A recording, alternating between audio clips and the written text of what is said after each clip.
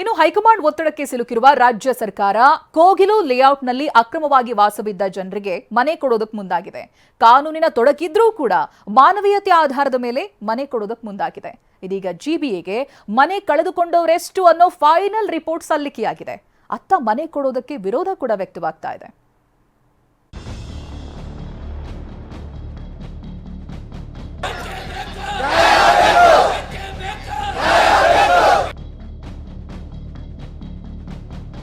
GBA ಕೈ ಸೇರಿದ ಕೋಗಿಲು ಲೇಔಟ್ನಲ್ಲಿ ಮನೆ ಕಳೆದುಕೊಂಡವರ ಮಾಹಿತಿ. 167 ಮನೆ ತೆರವು, 188 ಕುಟುಂಬ, 1007 ಮಂದಿ ನಿರಾಶ್ರಿತರೆಂದು ವರದಿ. ಕೋಗಿಲು ಲೇಔಟ್ನಲ್ಲಿ ಮನೆ ತೆರವು ಸಂಬಂಧ ಮನೆ ಕಳೆದುಕೊಂಡವರಿಗೆ ಸರ್ಕಾರ ಮನೆ ನೀಡಲು ಮುಂದಾಗಿದೆ. ಈಗಾಗಲೇ ಲೇಔಟ್ಗೆ ತೆರಳಿ ಮನೆ ಕಳೆದುಕೊಂಡವರ ಮಾಹಿತಿ ಸಂಗ್ರಹಿಸಲಾಗಿದ್ದು, ಕಂದಾಯ ಇಲಾಖೆ ಮತ್ತು ಉತ್ತರ ಪಾಲಿಕೆ ಇಲಾಖೆ ಅಧಿಕಾರಿಗಳು ಜಿಬಿಎಗೆ ಫೈನಲ್ ರಿಪೋರ್ಟ್ ಕೊಟ್ಟಿದ್ದಾರೆ. ಕೋಗಿಲು ಲೇಔಟ್ನ ಒಟ್ಟು 3 ಕಾಲೋನಿಗಳಲ್ಲಿ ಮನೆ ತೆರವಿನಿಂದ ಎಷ್ಟು ಜನ ನಿರಾಶ್ರಿತರಾಗಿದ್ದಾರೆ ಅನ್ನೋ ಕುರಿತು ವರದಿ ನೀಡಲಾಗಿದೆ.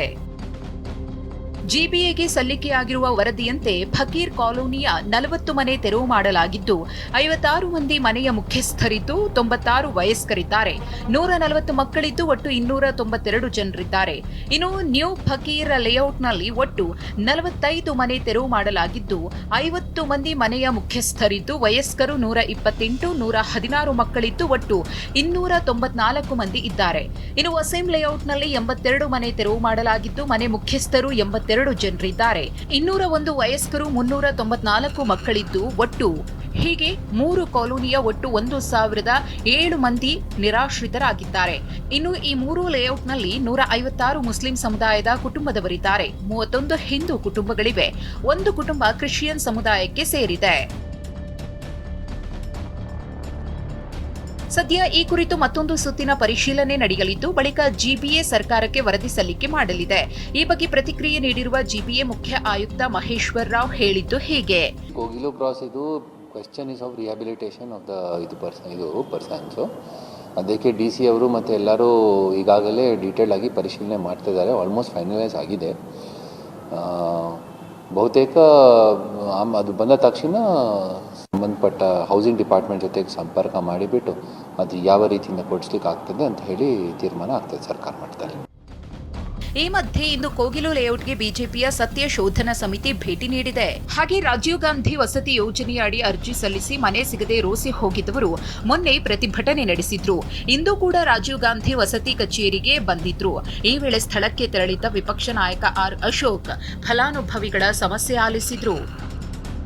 ಇನ್ನು ಕನ್ನಡ ಸಂಘಟನೆಗಳು ಒತ್ತುವರಿದಾರರಿಗೆ ಮನೆ ಹಂಚಿಕೆ ಮಾಡುವುದಕ್ಕೆ ವಿರೋಧ ವ್ಯಕ್ತಪಡಿಸಿದ್ದು, ಈ ಸಂಬಂಧ ರಾಜ್ಯಪಾಲರನ್ನ ಭೇಟಿಯಾಗಿ ಮನವಿಯನ್ನೂ ಸಲ್ಲಿಸಿವೆ.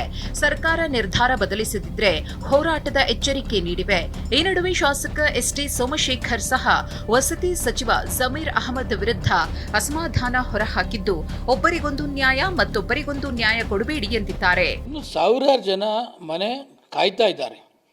ಅವ್ರು ಯಾರಿಗೂ ಇಂಥ ತರಾತುರಿ ತೋರದೇ ಇರ್ತಕ್ಕಂಥವರು ಯಾವುದೋ ಇಲ್ಲಿಗಲ್ಲಿಗೆ ಕೋಗಿಲಲ್ಲಿ ಯಾರೋ ಹೇಳಿದ್ರು ಅಂಥೇಳಿ ನೀವು 2.5 ಲಕ್ಷ ರೂಪಾಯಿ ಕಟ್ಟಿ ಮನೆ ಕೊಡ್ತೀನಿ ಅಂತಂದರೆ ಅವ್ರಿಗೊಂದು ನ್ಯಾಯ, ಇಲ್ಲಿರೋ ಬಡವ್ರಿಗೊಂದು ನ್ಯಾಯನ. ಇದು ವಸತಿ ಸಚಿವರಿಗೆ ಇದು ಸರಿ ಕಾಣ್ತಾ ಇಲ್ಲ. ಮುಖ್ಯಮಂತ್ರಿಗಳು ವಿಶೇಷವಾದ ಗಮನ ಹರಿಸಬೇಕು. ಇನ್ನು ಕೋಗಿಲು ಲೇಔಟ್ ಕಂದಾಯ ಸಚಿವ ಕೃಷ್ಣ ಭೈರೇಗೌಡ ಪ್ರತಿನಿಧಿಸುವ ಬ್ಯಾಟರಾಯನಪುರ ಕ್ಷೇತ್ರ ವ್ಯಾಪ್ತಿಯಲ್ಲಿ ಬರುತ್ತೆ. ಅಕ್ರಮ ಮನೆಗಳ ತೆರವು ಪ್ರಕರಣ ಇಷ್ಟೊಂದು ಗಂಭೀರ ಸ್ವರೂಪ ಪಡೆದಿದ್ರು ಕಂದಾಯ ಸಚಿವರು ಮಾತ್ರ ಎಲ್ಲೂ ಕಾಣಿಸಿಕೊಳ್ತಿಲ್ಲ.